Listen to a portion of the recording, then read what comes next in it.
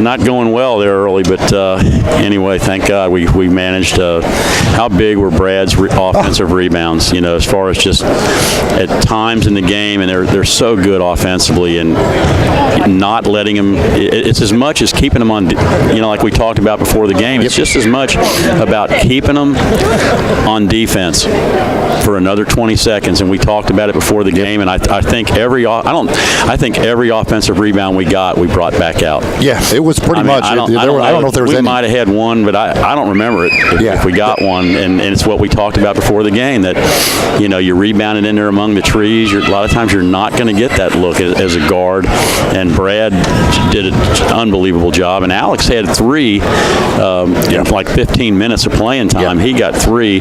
So that was major. And we also talked about it would be nice to get Adam Debo out of that slump, and boy, did he bust out in a big way. Yes, he did. And it just makes. I'm a lot better coach when Adam's making threes. I'm telling you, like I said, I went home the other night like, man, have I lost it? But again, it's about these kids. It's about the way they play, and having Jeff back in there makes all the difference in the world.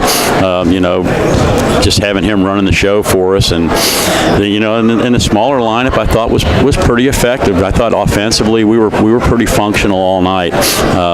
So that was encouraging, and hopefully we can move on from there.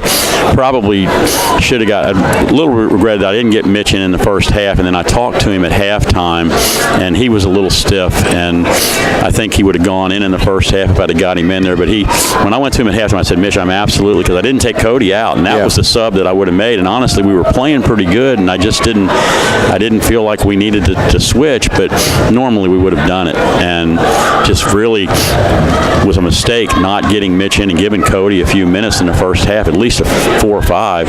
But when we didn't do it, and I talked to Mitch at halftime, and he said, Coach, my knee's kind of stiff. And I knew when he said that, he probably, I said, the only thing I tell you is maybe if I think I'm going to need you, I'll send you upstairs to the bike and try to work it back. But it was a good team win. I mentioned the stat there a second ago, but 24 assists on your 30 made shots and only 7 turnovers. And when you can get better than 3-to-1 assist to turnover, that's a good night. Yeah, and again, a lot of it because when we're making shots, when we're making threes, and of course Adam was so much more effective. As much as he's 6 for 11 from 3, but it's the inside stuff, getting him going there and getting him some buckets around. Because he missed his first couple, right? Yes, he did. Yeah, you're right. And then once he got a couple of buckets inside, he really was able to get it going. And listen, this is a tough team to guard. Phil Taylor, you can play some of the best defense you've ever played. He's still going to make shots on you. The one that hit at the end of the first half. Right. He had a couple of others. So it's demoralizing at times because you play great defense and they still hit a big shot on you. I thought Brad in the first half had him a lot, did a great job on him. He only had 10. If he doesn't hit that 3 at the end of the half, he's only got 7 at halftime. And we went zone in the second half, and we stayed with it a little longer than we should have, but we got that jump. We jumped up. We got that little burst in the zone where we went up 7 or 8 after being down 3 at halftime. And when I kind of talked to Jeff before timeout, after timeouts and stuff, and I said, you still feel good in the zone? He said, yeah, stay with the zone. I'm like, cool, we'll stay with it. When my players like Jeff or Brad that are kind of the keys of our defense out there in the front line along with Cody, if they're telling me they feel pretty good with something, we're going to stay with it.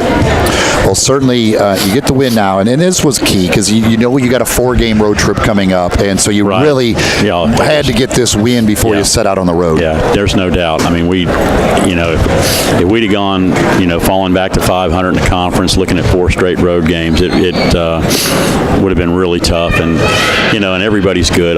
What we're looking at, West Al and then West Georgia, 2 good teams that are going to be physical and tough, and then Lee and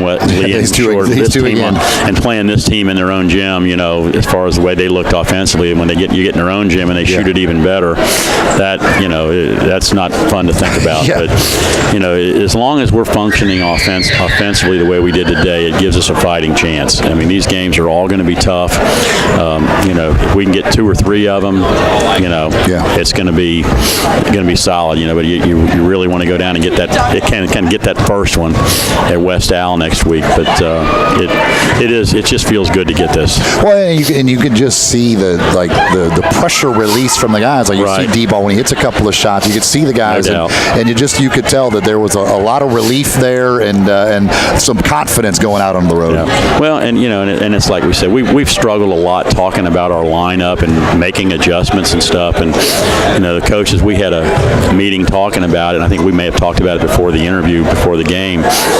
About who should we go with, this guy or that guy, when we're really talking about your fourth and fifth, player. And like Eddie said, he said, really, our starting lineup doesn't matter. We got to get Jeff and Adam going. And and I said it. I compared it like to the Grizzlies. If Gasol and Conley aren't playing well, they're going to lose. Doesn't matter what they're going to lose. Yeah. It doesn't matter. I mean, they're going to lose if those guys aren't on their game.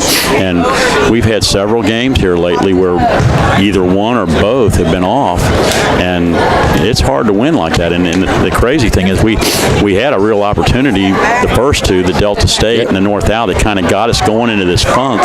We had a chance to win those games when those guys were off. So hopefully this will be a spur that'll get us going again. Get Adams confident. Everybody's feeling good and feeling more confident right now. And there's no substitute for winning. Coach, congratulations, sir. It's going to be a while before we see you. After you got this road trip, it'll be next month before we see you. So no more. Maybe hopefully February 2017 will be better than January. Let's end January in style. Well, there's a lot of bad things happening in our country in January 2017. I won't go into any detail on that, but anyway. Well, Coach, congratulations on the win today. Okay. We will see you in February. Okay. Thank you. All right. That's Mike Nienaber, head coach of the Bucks, getting the victory here today.